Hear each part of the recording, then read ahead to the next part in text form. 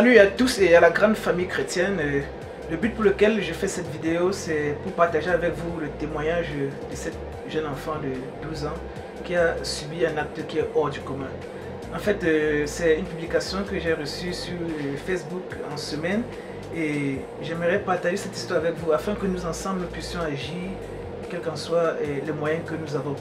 Je vous invite à tout de suite de regarder cette vidéo et puis on nous revoit derrière.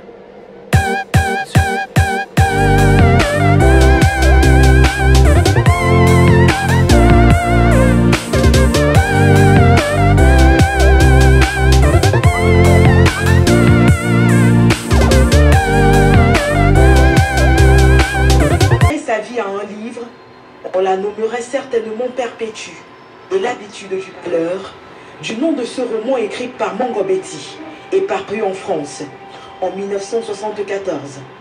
Car à seulement 12 ans, Germaine, puisqu'il s'agit d'elle, se retrouve au bout de sa vie. Elle habite dans cette maison, construite en matériaux provisoires, inachevée, située au milieu de nulle part, dans un coin perdu de Modi-Bakoko, un petit village des tréfonds de Douala. Elle vit ici avec ses 4 frères et sœurs, sa maman, son compagnon, ainsi que leur chien. Il y a plusieurs mois de cela aujourd'hui, alors qu'elle revenait de l'école, un soir, elle s'est fait agresser, puis violer par 2 inconnus.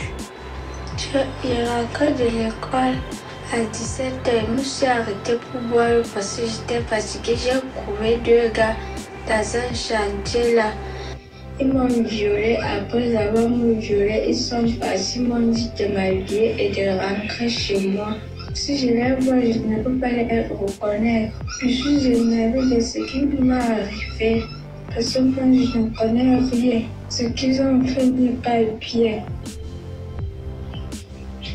Étant élève dans une école publique, cette semaine-là, elle est du groupe du soir. Sa maman s'attend donc à la voir rentrer au plus tard à 19h. Son école est loin de la maison. Mais passé 20h30, la petite Germaine n'est toujours pas là.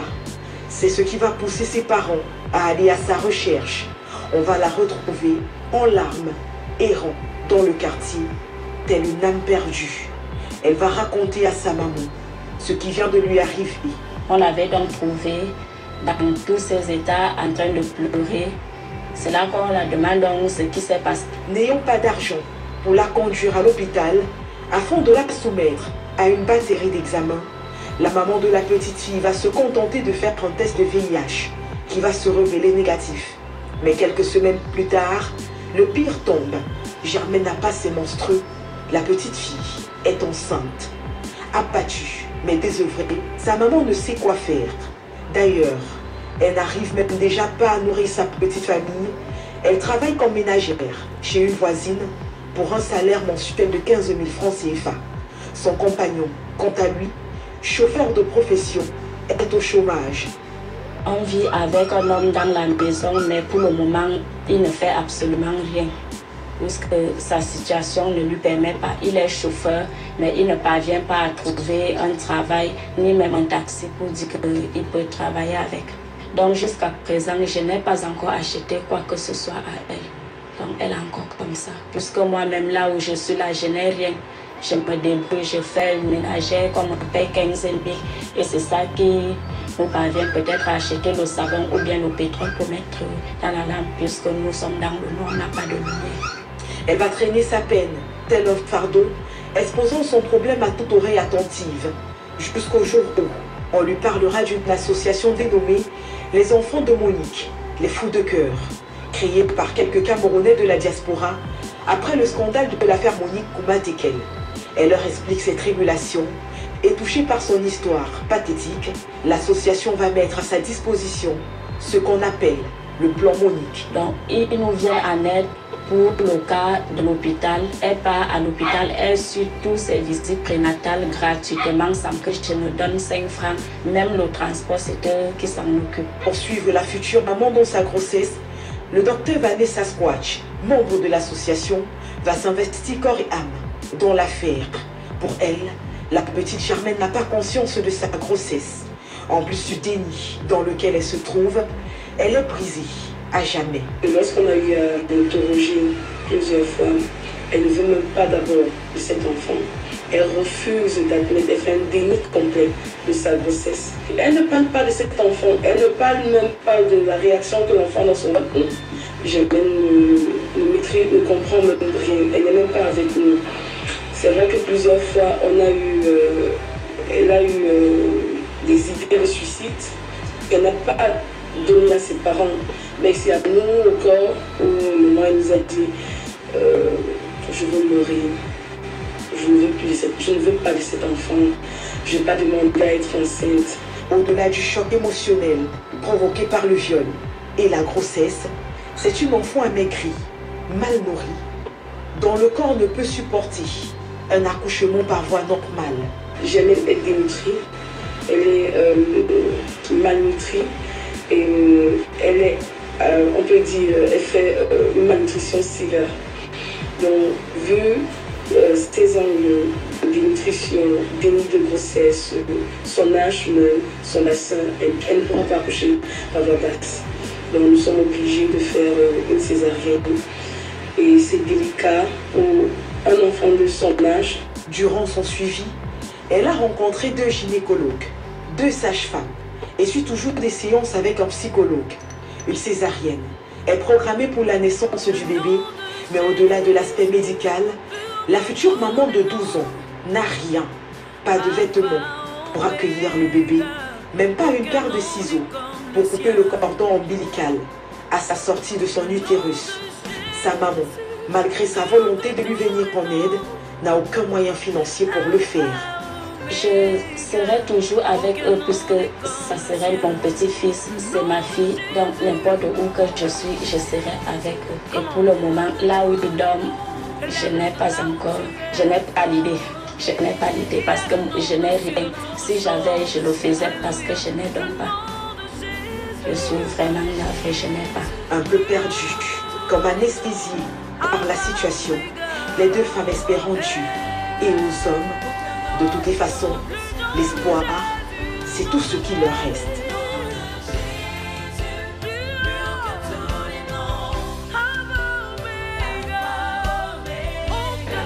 Ok, vous avez bien suivi le reportage. L'espoir, c'est tout ce qui leur reste. Et lorsqu'on regarde la chose, on constate que nous sommes dans un monde aujourd'hui qui semble être comme une jungle. Le monde est comme la jungle. Et la jungle dans laquelle nous nous trouvons, c'est les plus féroces qui avalent les faibles. Et je nous dis une réalité, c'est que nous sommes dans un système où la véritable aide que nous avons besoin, l'aide qui peut venir et nous combler, l'aide qui peut venir et nous satisfaire, l'aide qui peut venir et nous apporter du réconfort absolu, ça ne peut venir que du ciel. Ce réconfort absolu ne peut venir que de Dieu. Ce réconfort absolu ne peut venir que du Seigneur. Même si, naturellement, nous avons aussi comme un devoir d'assister les gens physiquement. Nous avons comme un devoir d'assister les gens, même moralement, par des conseils, par, je ne sais pas trop, par notre présence, à leur apporter quelque consolation que ce soit. Mais, je nous dis, la consolation par excellence vient d'en haut. Ça vient de Jésus-Christ. C'est pour ça, lorsque je regardais ce reportage encore, et vraiment, je me suis mis à la place de cette famille, je me suis mis à la place de cet enfant qui à cet âge-là, 12 ans seulement. 12 ans, je ne sais pas comment je vais expliquer ça. C'est l'âge où les enfants sont encore, je ne sais pas, en train de rêver à tellement de choses. C'est l'âge où les enfants voient la vie, je ne sais pas, d'une autre façon. C'est là où les enfants doivent dans tous les cas rêver, avoir tous les rêves. Et voilà un enfant qui a 12 ans, voit ses rêves-là brisés. Voilà qui un enfant à 12 ans reçoit dans sa vie un fardeau, une charge, vraiment presque impossible à supporter. Voilà un enfant qui à cet âge-là reçoit un peu comme un coup vraiment terrible dans sa vie. Et nous croyons que si toute chose concourt pour le bien de ceux qui aiment Dieu, je sais que le Seigneur seul est capable d'ôter ce fardeau. Le Seigneur seul est capable d'enlever cette charge dans la vie de cet enfant. Et même plus de transformer ce fardeau qui est lourd, qui est un joug pesant, à un fardeau léger, qui pourra, bien sûr, par la grâce de Dieu, faire plus tard un sujet de joie pour cette famille. Et cet enfant est en train de subir un commencement particulier. Bien sûr, ce moment qu'elle traverse va lui marquer. Ça va vraiment lui marquer. Ça va franchement lui marquer. Mais je crois, ah oui, je crois cela, que le Seigneur que moi je sers, je crois que le Seigneur que nous tous nous servons, je crois que Dieu a tout le potentiel divin réuni pour changer. Et c'est pour ça que je vais vous interpeller, à vous qui regardez cette vidéo, de pouvoir agir, de pouvoir agir, de pouvoir ensemble nous mobiliser pour déjà à notre niveau, au niveau des hommes, apporter cette joie-là. Pour pouvoir à notre niveau, au niveau des hommes, apporter cette présence-là à cet enfant. Je sais qu'elle est quelque part déjà assistée, mais ça ne suffit pas. Elle en a besoin de plus en plus pour pouvoir l'aider à s'en sortir, pour pouvoir l'aider à traverser ces moments-ci. Alors, lorsque j'ai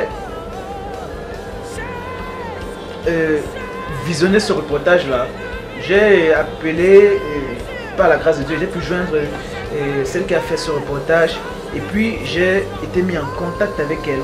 Elle m'a expliqué un certain nombre de choses. Alors je lui ai dit que bon, voilà un peu, ça nous fait mal, mais nous sommes interpellés à faire quelque chose pour elle. Et à la fin de cette vidéo, je vais personnellement vous passer, son numéro de téléphone. Vous allez avoir le téléphone de cette femme. Dans le cas où, je ne sais pas, si vous sentez en vous cette charge, ce fardeau, ou bien ce désir, bien sûr, de pouvoir la soutenir, de pouvoir l'apporter de même votre soutien.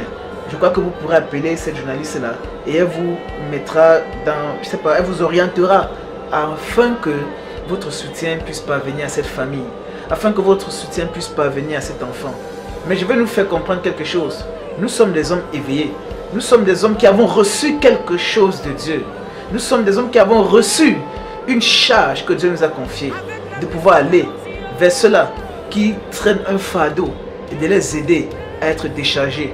Nous qui sommes là aujourd'hui, hier nous étions comme cette famille, nous étions hier comme ces personnes. Et si le Seigneur nous a sortis de là, si Jésus-Christ de Nazareth nous a tendu la main et qui nous a fait sortir de là, je crois que c'est pour que nous en retour, nous puissions le faire de même pour ceux-là qui sont en train de souffrir. Si le Seigneur a pu essuyer nos larmes alors que nous étions hier dans les pleurs et dans la détresse, alors que nous étions hier dans les douleurs, je crois que c'est pour que nous en retour, nous puissions de même avoir la capacité d'essuyer les larmes de ceux-là qui sont en pleurs. Que nous puissions en retour nous mettre dans la position de ceux-là qui pleurent et de pouvoir pleurer avec eux. Ça, c'est notre responsabilité. C'est pour ça que nous sommes ici comme cet éveil en marche. Nous devons être éveillés et ne pas laisser l'occasion au diable de ravir la joie de l'homme. Ne pas laisser l'occasion au Satan de pouvoir arracher l'espoir qu'il y a en l'homme. Et la plus grande chose, c'est que moi je prie, et c'est ma prière depuis que j'ai regardé cette vidéo. Ça, c'est la plus grande chose que le Seigneur peut faire à cette famille, au-delà de nos soutiens, au-delà de notre assistance, au-delà de tout ce que nous pourrons apporter à cette famille. La plus grande chose que le Seigneur pourra apporter à cette famille, ce ne sera que si cette famille, ce ne sera que si cette petite enfant, ce ne sera que si cette maman qui a vu un peu la vie de sa fille, un peu vouloir être arrachée, ce ne sera quand cette famille pourra accorder sincèrement, accorder de manière, je vais dire ça comment, de manière délibérée, leur pardon à leur bourreau. Je crois que c'est quelque chose qui semble difficile lorsqu'on écoute. C'est quelque chose qui semble parfois, c'est comme impossible. Mais je nous dis, si nous disons que nous faisons profession de foi, je nous dis, si nous-mêmes qui parlons, hier nous étions je sais pas, dans la position de malfaiteur, hier nous étions dans la position de brigand. Si lui, Dieu, a pu nous pardonner et nous a reçus, et nous a lavé, nous a nettoyé, nous a nettoyé de toutes nos souillures, je crois que si le Seigneur a pu le faire pour nous, nous de même, nous devons le faire pour les autres. Et ma prière, c'était que le Seigneur pardonne ces bourreaux, que le Seigneur pardonne ces hommes qui ont fait la chose, et que même cette famille puisse avoir la capacité de pouvoir de même pardonner de pouvoir pardonner ces hommes, ces personnes qui ont fait la chose. Et je vais vous dire un secret dans le pardon. Lorsque vous pouvez pardonner, lorsque vous pouvez accepter, subir la faute de quelqu'un d'autre, lorsque vous pouvez l'accepter, et lorsque vous l'acceptez, parce que vous le faites au nom du Seigneur, lorsque vous pouvez l'accepter et que vous le faites au nom de celui-là qui nous a aussi accepté lorsqu'il est allé donner sa vie à la croix, lorsque l'on le fait, je nous dis, il y a une double grâce, il y a une double bénédiction, il y a une double récompense qui est cachée derrière. La première récompense, c'est celle-ci. D'abord, vous vous libérez de quelque chose qui pesait dans votre cœur, qui pesait dans votre vie, qui pesait dans votre esprit. Vous vous libérez de cette charge, de ce fardeau. Et la deuxième chose, la deuxième grande récompense, c'est que le Seigneur par vous permet aussi que vos bourreaux soient libérés, que vos bourreaux soient déchargés, que vos bourreaux puissent avoir la capacité eux-mêmes de pouvoir être un jour libérés. Parce que l'homme qui commet de tels actes, certainement, on peut dire naturellement, quand on ne sait pas, bien sûr, on peut dire que bon, ils sont conscients et tout, c'est leur apporter tout genre de critique ou de jugement d'homme. Mais le Seigneur connaît, le Seigneur seul peut connaître le motif profond, le motif d'intérêt qui peut pousser un homme à aller commettre un tel acte. C'est pour ça nous qui sommes comme des spectateurs, nous qui sommes un peu comme à l'arrière-plan et qui regardons la scène se dérouler devant nous. Nous ne sommes pas mieux placés pour faire des jugements. Parce que généralement la justice de l'homme est pour Dieu comme un vêtement souillé. Ça c'est la justice de l'homme. C'est devant Dieu comme un vêtement souillé. La meilleure façon pour l'homme de faire justice, c'est de pardonner et de laisser celui-là qui est assis sur le trône. Celui-là qui est au-dessus de tout juge. Celui-là qui est au-dessus de toute logique. C'est à lui seul de juger. Parce que je sais une chose, quand c'est Dieu qui juge, sa justice elle est saine, sa justice elle est juste, sa justice elle est pure. Et tu peux voir la justice de Dieu pousser même, qui sait, oh mon Dieu, la justice de Dieu peut amener même ces personnes qui ont fait ça tomber un jour, qui sait, devant leur propre enfant, et de voir cet enfant-là leur apporter le secours, de voir cet enfant-là, dans leur moment de faiblesse, leur apporter un verre d'eau à boire, leur apporter une parole de sais pas, leur apporter un soutien, quelle qu'en soit la chose. C'est comme ça que Dieu peut transformer l'histoire des hommes. C'est comme ça que Dieu renverse les situations des êtres humains au quotidien. Et je nous dis, le pardon, c'est quelque chose d'extraordinaire lorsque l'homme l'a compris. Je sais personnellement qu'il y a plusieurs personnes qui vivent la même situation, voire même pire, et qui ne peuvent pas se dévoiler, et qui vivent comme ça dans l'homme, cachés avec le même fardeau, qui vivent comme ça dans l'homme, avec une charge énorme dans leur vie. Moi je nous exhorte à comprendre que Dieu est souverain. Et aussi longtemps que le Seigneur nous donnera le souffle de vie, aussi longtemps que le Seigneur va nous accorder la capacité de nous lever au lever du soleil et de nous coucher tard au coucher du soleil, quand Dieu va nous accorder ses forces, nous serons toujours là pour assister les hommes, pour les soutenir, pour les accorder notre présence, ce que Dieu nous a donné, l'héritage que le Seigneur nous a donné, cet héritage qui est l'amour. Fait du bien aux hommes, fait du bien sans en attendre un quelconque retour, parce que le bien c'est la seule chose, c'est la seule semence que lorsque tu as mis en terre, et lorsqu'elle germe, ah oui, lorsqu'elle germe, la récompense elle est très grande, elle est très grande, elle est extraordinaire.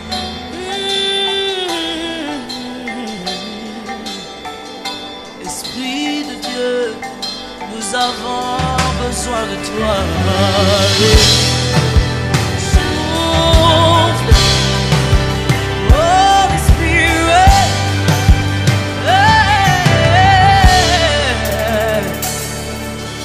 quand il descend, oui, tout s'arrête. Demain le Seigneur pourra faire de cet enfant un exemple et un modèle pour plusieurs. Le Seigneur pourra demain faire de cet enfant qui va naître dans ces conditions vraiment de désolation. Dieu pourra faire de cet enfant demain quelqu'un vers qui les hommes iront se prosterner et avoir la solution à leurs problèmes. C'est ce que Dieu est capable de faire. Donc, je ne voudrais pas que nous prenions ce cas-là comme un cas de pitié, mais je voudrais vraiment qu'on agisse comme une solution. Je voudrais vraiment que nous soyons cette source-là qui parvient à étancher la soif de quelqu'un, afin que demain, cette fille, cet enfant de 12 ans, parvient aussi demain à témoigner aux autres, à dire voilà ce que Dieu a pu faire dans ma vie, voilà ce que le Seigneur a pu apporter dans ma vie, et que cet enfant soit demain une solution pour d'autres personnes. Car je nous dis, ça c'est une égalité. Peut-être elle qui a été sortie de l'ombre pour être aujourd'hui là, exposée, comme je vais dire ça comme ça, elle qui a été sortie de l'ombre pour que cette situation soit connue. Qui sait combien le nombre de ceux-là qui vivent de tels fardeaux et qui ne peuvent pas parler et qui ne peuvent pas, je sais pas, témoigner et qui ne peuvent pas s'ouvrir à cause de la douleur qu'on a subie, à cause de la honte qui est sur notre tête, qui repose sur nous. Il y a des gens qui vivent ça dans le secret, mais qui ne peuvent pas se prononcer. Mais je nous interpelle à croire qu'il y a de l'espoir. Il y a des personnes particulières, c'est ça la mission d'élever en marche. Il y a des personnes particulières que le Seigneur a donné, a fait grâce, de pouvoir avoir une parole de consolation. On peut même réunir toutes les paroles d'hommes. On peut réunir toutes les bonnes paroles d'hommes. Je nous dis une vérité. Lorsque c'est Dieu lui-même qui se lève pour consoler un cœur, ce cœur-là est vraiment pesé. Lorsque c'est Dieu lui-même qui se lève pour pouvoir restaurer un homme qui a été meurtri, qui a été froissé, qui a été détruit, il n'y a que Dieu pour reconstituer, pour rassembler les morceaux et redonner la véritable valeur à quelque chose qui avait perdu le sens. Là, il n'y a que Dieu pour le faire. Les hommes sont limités. Nous voyons un peu les conditions dans lesquelles le monde est en train de vivre. La solution des problèmes des hommes ne peut pas venir des hommes. C'est impossible. Si les hommes ne se retournent pas vers le ciel, si les hommes ne regardent pas vers Dieu pour implorer sa grâce, et lui, puisque si Dieu a fait aller jusqu'à donner son fils en sacrifice, qu'est-ce que Dieu ne nous donnerait pas en plus? S'il a donné et livré son fils. Je crois que les hommes souffrent aujourd'hui à cause de ce que, au lieu de se tourner vers la solution, on se tourne plutôt vers le problème. Et c'est ça qui fait notre difficulté. C'est pour ça que vraiment j'interpelle les hommes à pouvoir véritablement assister cette famille, assister cet enfant, que ce soit une assistance par des prières, une assistance spirituelle, que cela soit une assistance matérielle, que cela soit une assistance physique. Dans tous les cas, cette famille a besoin de notre assistance et nous devons les soutenir et nous devons être à côté de cette famille pour leur apporter la chaleur, pour leur faire comprendre qu'ils ne sont pas seuls, pour leur faire comprendre que non, le Seigneur est vivant et que le Seigneur est souverain. Oui, nous avons besoin de cette présence-là pour véritablement amener à cette famille qui est dans une position de désespoir, de retrouver l'espoir, de retrouver la joie. C'est très important. C'est très important pour nous qui sommes chrétiens. Je le dis, ça c'est une vérité. Imaginons un peu que ceux-là qui sont appelés entre parenthèses, je mets ça entre parenthèses, ceux-là qui sont considérés comme des païens, si les païens peuvent avoir un sentiment de compassion, si les païens peuvent avoir un sentiment de pouvoir venir en aide à quelqu'un qui est en détresse, je le dis pour nous qui sommes chrétiens, nous devons faire encore plus. Pour nous qui sommes chrétiens, nous devons faire voir au-delà afin que le nom de Dieu se glorifie. Car ce n'est pas pour en fait retourner ou bien recevoir une quelconque gloire. Dieu c'est la meilleure assurance possible que l'on peut avoir. Il est notre couverture d'assurance sûre. Parce qu'avec lui, on est sûr d'être préservé de certaines choses. C'est pour ça que j'interpelle vraiment les uns et les autres à pouvoir prendre contact de cette journaliste-là que je vais certainement écrire. À la fin de la vidéo, il y aura son numéro de téléphone en bas de votre petit écran. Et vous pourrez la joindre personnellement et elle pourra aussi vous conduire vers les concernés, vers cette famille-là. Elle pourra collecter votre aide parce que nous sommes très éloignés de là-bas, ils sont au Cameroun, nous sommes de ce côté. Alors, elle pourra rassembler votre soutien et puis les faire parvenir à la famille concernée. Et cette fille-là, elle a puisque son âge, 12 ans, ne permet pas à son corps de pouvoir supporter un accouchement normal. Il y a en fait une césarienne qui est prévue pour mercredi. Mercredi, ce sera exactement le 13 février 2019, donc d'ici quelques jours. Nous sommes aujourd'hui le dimanche 20, pardon, nous sommes dimanche 20 février. Donc la césarienne est prévue pour le mercredi 13 février 2019. Nous voyons un peu l'urgence que nous avons. Et je crois que même après cette césarienne, même après cet accouchement, même après la venue au monde de l'enfant, cet enfant aura toujours besoin de notre soutien, cet enfant aura besoin d'un toit, cet enfant aura besoin du lait, cet enfant aura besoin des habits, cet enfant aura besoin des jouets, cet enfant aura besoin de tout ce qui est vraiment propre aux enfants pour pouvoir l'amener à grandir et à grandir dans un cadre épanoui. Donc c'est très important. Pour me contacter personnellement, vous avez aussi mon numéro qui va s'afficher là. Et le frère Serge, bien le pasteur Serge, ça dépend de vous, de quel nom choisir. Et vous allez avoir mon numéro là en bas de la vidéo, vous pourrez aussi me contacter et ensemble, nous allons davantage converger nos efforts afin de pouvoir apporter ce soutien à cette famille.